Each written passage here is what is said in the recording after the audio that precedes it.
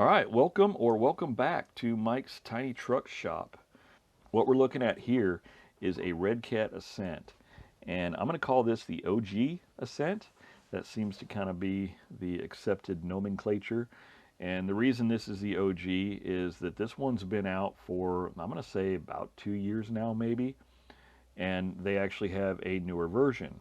But this was the first one. It is a flat rail aluminum chassis that was meant to be more of like a comp inspired or comp ready style of a rig. I would say more of a class 2 style rig. And you could get it with a couple different bodies on it. The original one had a red, I'm going to say it was kind of a Ford pickup truck-ish looking body. It is a non-licensed body. That's something that Redcat does on a lot of their vehicles, is they use non-licensed bodies to keep the cost down, I'm sure. But I do have the body that came with this guy. Slide that back for a moment. And as you can see, that's the color it originally was, is that nice blue. But it's a cab and bed style of a pinched comp style body. And I bought this guy used on the marketplace, and this is the body that came on it. And it looks like it's got about 3 or 4 layers of house paint or something on it. It's absolutely terrible. I don't know what the story is. I don't care. So I did the right thing, threw that straight in the trash. But the truck itself, again, Redcat Ascent, it's more of a comp style chassis, and it has kind of a droop suspension with shocks that are kind of patterned after like a deluxe or something like that, if you're familiar with the deluxe competition shocks. I did go ahead and install a cliffhanger body that I also got on Marketplace, and just trimmed it up and did a lot of modification to get it to clear the shock towers and whatnot. But I don't want to get into this too much because this truck is not what this video is about. I will probably do a full video on this truck at some point, but today is not the day. I just wanted to show it because I had it, and we are going to talk about more Redcat stuff, not necessarily this Redcat. So I'm going to get this out of the way, put it back on the shelf where it belongs, and move on to what we're really here for. All right, so this is what we're actually here to talk about today. This is the Redcat Ascent Fusion, and if I can get the whole box in the frame here, kind of shows you some of the different things it comes with. And yeah, nice box. But anyhow, I was going to do a proper unboxing of this thing, but as you can see, my workbench is not exactly appropriately sized for this. Maybe I need to change the channel name to Mike's Tiny Workbench or something. But there's plenty of other videos out there of people taking these out of the box. It's not that interesting. So we're going to get the box out of the way. And here is what we're actually here to talk about. This is the Redcat Ascent Fusion, and this is not going to be like a full review. Again, there's a million reviews out there on this truck. The Fusion is the newer version, but it's still been out for about a year, I'm going to say at this point. I believe it came out around Christmas of 2023, and this is just a couple days before Christmas of 2024 at this point. So I'm going to say it's been out for about a year. And I'm going to touch on some of the key points that make this one different than the OG one that I just threw back up on the shelf there. But beyond that, I'm not going to do a full review on it. So probably the main thing that you will notice is that this one has a flat rail carbon fiber chassis. It also has carbon fiber shock towers.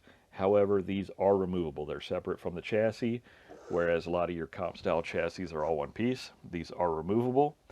And probably the next notable thing is that this one has got brass portal weights out of the box, which is very cool because that's something a lot of people are going to go out and buy anyway.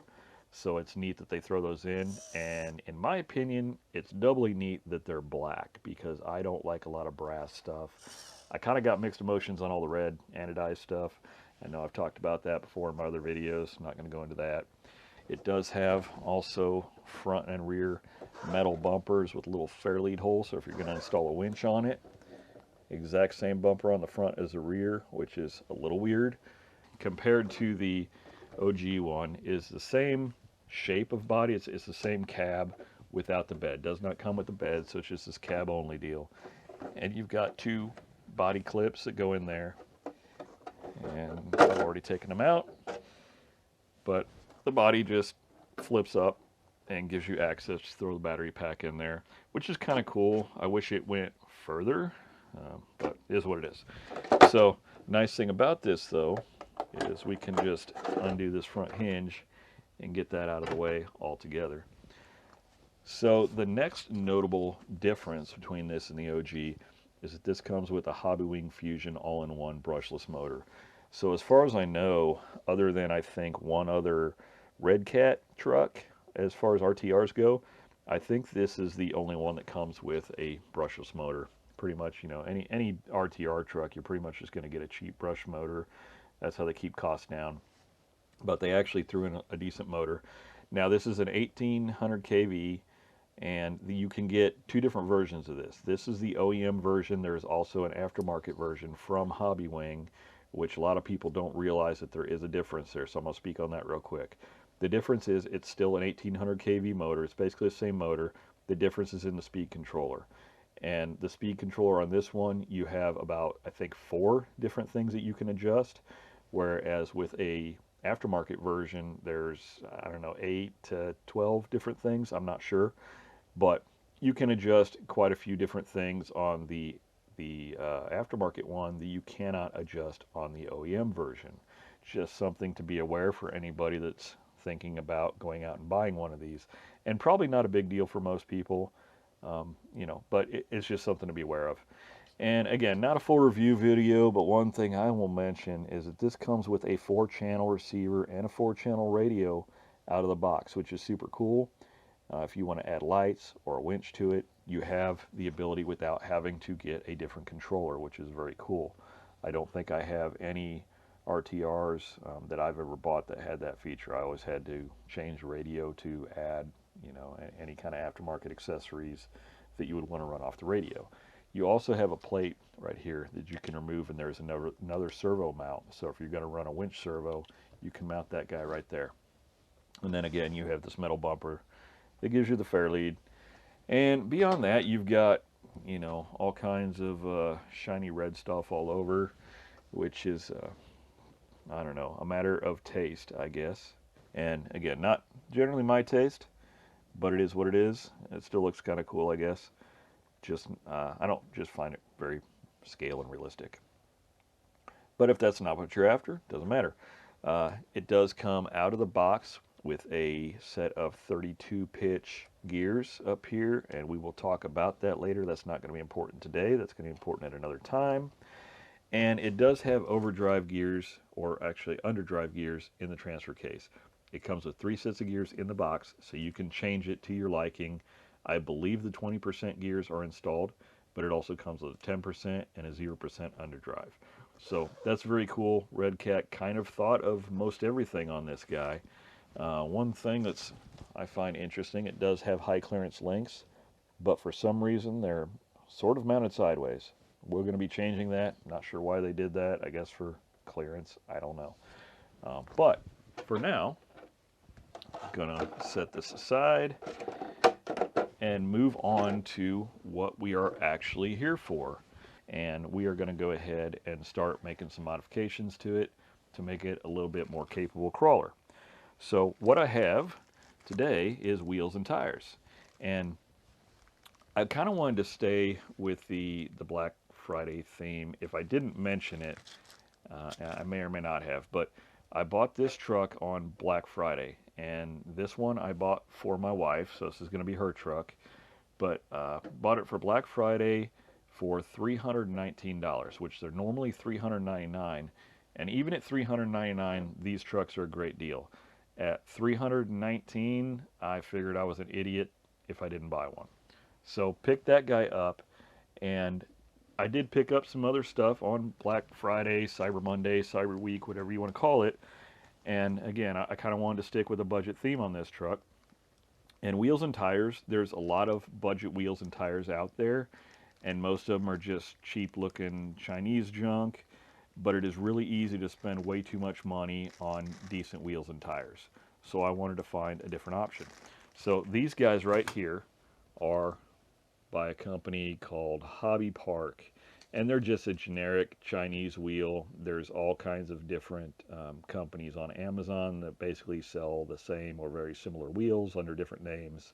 It's just a 1.9, and these do come in a set of 4, which is actually kind of cool. A lot of your wheels that you buy are going to come in pairs, and this particular wheel, here's one out of the package, it's not really bad looking. I thought this was one of the better looking ones as far as the cheap Chinese ones go. But as far as price goes, I paid $30 for these on Black Friday. And I believe that's going to be about half of, well, actually less than half of what you're going to pay for pretty much any other mid-grade wheel. Normal price on these is 38, and I'm going to say 38 is going to be about half. So I'm comparing that to something like a SSD, steel beadlocks by SSD. I have several sets of them, and it seems like I paid around $36 to $40 for a pair. So you double that, you're at, let's just say, $70, $80 for a full set of SSD steel beadlocks. Whereas, like I said, even at regular price, these are going to be 38, so they're going to be about half price. So that definitely sticks to the low budget theme of things.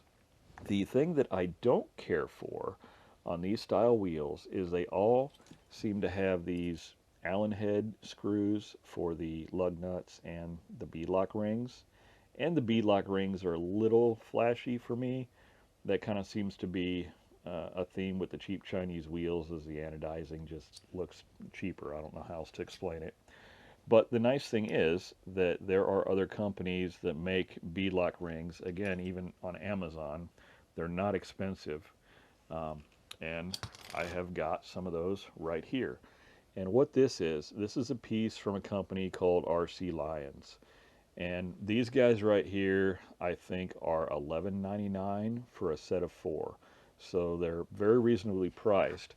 And I'll be honest, you know, I was kind of just flying blind here because there's really no way to tell whether they're going to fit or not. I don't know that there's any kind of, you know, standardization among different Chinese companies that make these wheels where, you know, even the number of screws is the same, or the, you know, the hole pattern or whatever. But I figured for the price, I would give it a shot and see what happened. So those are the wheels I'm going to use. I'm going to adapt these beadlock rings. And on top of that, I think the big thing that is really going to make a huge difference is hardware. So these come with just a standard, like I showed, you know, Allen head screw, which are just not great looking. And I've actually gone ahead and assembled one. So this is what the completed wheel looks like. And they're not terrible. They're not an ugly wheel, you know, but you go out to, you know, a group crawl on any given day and there's going to be 20 other guys with this exact same wheel. Might be a different color, it's going to be the same wheel, you know, and it just, they don't stand out. They look kind of cheap. Even, you know, if you have a nice rig, I've seen a lot of guys with a super nice rig and a cheap set of Chinese wheels, and it just makes the whole rig look cheap. So the idea behind this is that there is also a company, INJORA, which is, I think, fairly well known, and they have this little pack of screws that, if you can see in there, they're more of like an acorn nut style scale screw, same as like SSD or locked up RC, but these are fairly inexpensive. This is a 300 screw pack, and it was like $16. And it's got 100 of 3 different size screws. So you have 100 of the beadlock screw, 100 of these lug nut screws, and 100 of something that I'm not sure what it fits. Now, I wish that they would have given you maybe a couple hundred of the small screws and a lot less of the ones that you only need 6 of. Not sure why they decided that you needed the same number of all the screws, but it is what it is. For $16, I think it's going to make a huge impact in the way this wheel looks. So that is my plan, and as luck would have it, I've gone ahead and assembled one with the scale hardware, with the RCLIONS Beadlock. And to me, that wheel looks definitely a lot nicer. I think it looks more realistic with the scale hardware, and I think it looks more expensive. So the whole idea here was to get an expensive looking cheap wheel, and I think I've accomplished that. Again, with the Black Friday sale, I'm going to say I had, what, $30 in the wheels, 12 bucks in the beadlock, so that brings us to what, let's say $42, and 16 bucks in the hardware, so 50. So let's just round it up to like 60 bucks. And you can't, for 60 bucks, there's not a lot of really quality wheel choices out there for a full set of 4 that look nice. So far, I'm pretty happy with this. As far as wheels and foams go, what I did there is I had a set of these high racks that I've had these on a couple different rigs before. These are a 4.73 high racks from Proline, and they are a G8 compound, and they actually work really well. They just never been my favorite tire because they're not very scale looking, I guess you would say. They're not. I like licensed tires. I know I've talked about that before, but again, for a rig like this, it doesn't really matter. They're going to work really well, I think. And I had them laying around. I did see on Black Friday that Proline was closing out the Hyrex tires for like 20 bucks a pair, which I'm going to say they're normally like 32 a pair, maybe. And these are pre-vented, just like I showed in my last video. If you watched that, I like to vent all my tires, and I just give them a little cut right there between the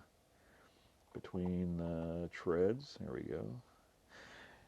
So anyway, I already had those laying around. Same thing with foams.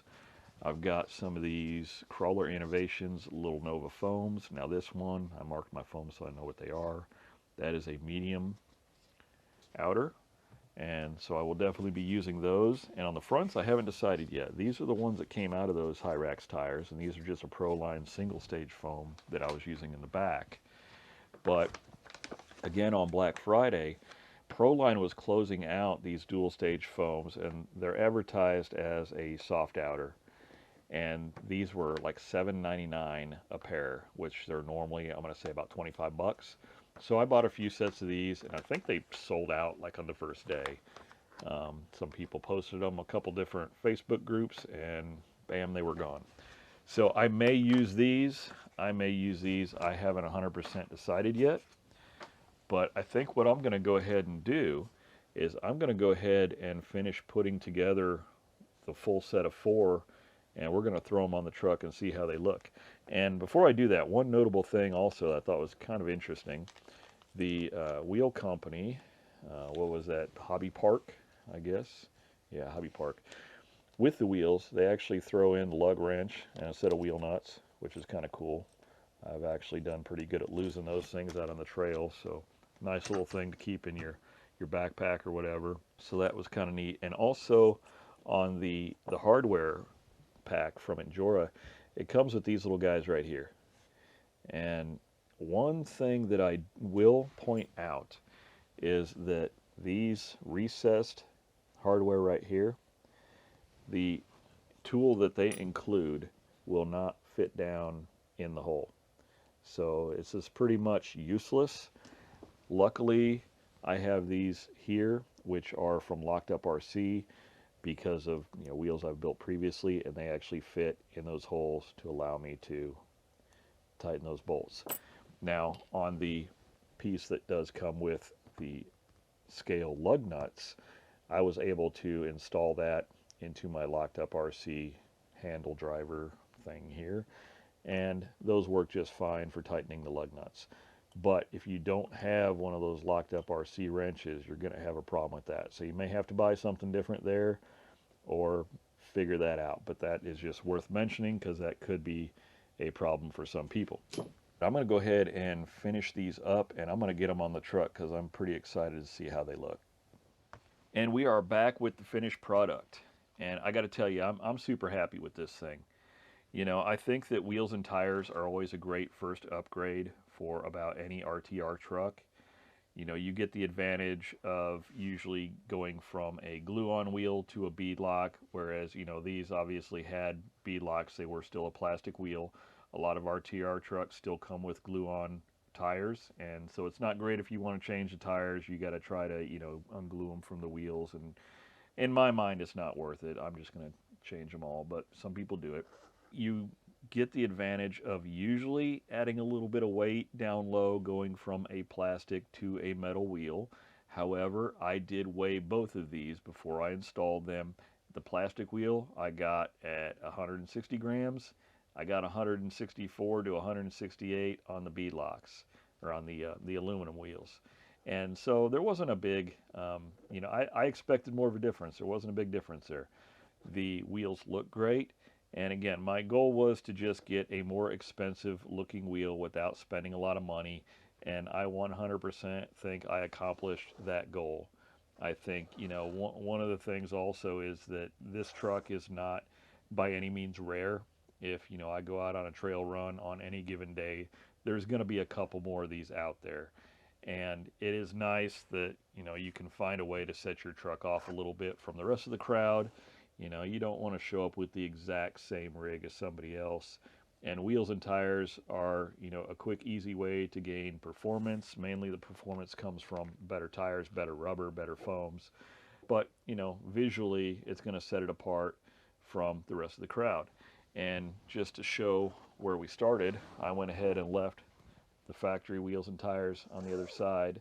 And while they're not, you know, terrible looking for an RTR, I'm going to qualify that, for an RTR, they're not the best looking wheel out there, but compared to, you know, what comes on most RTRs, they're actually not terrible. I just think going from that to that makes a huge difference. Stay tuned for further videos on this truck and on the OG Redcat. I'm going to get these all put together, and we'll probably take them both out on the rocks and see how they compare. And I bet there's probably not going to be a whole lot of difference. They're both going to be great performing trucks. So until next time, hope to see you out on the trail. And remember not to take this stuff all that serious, because after all, it's just toy trucks.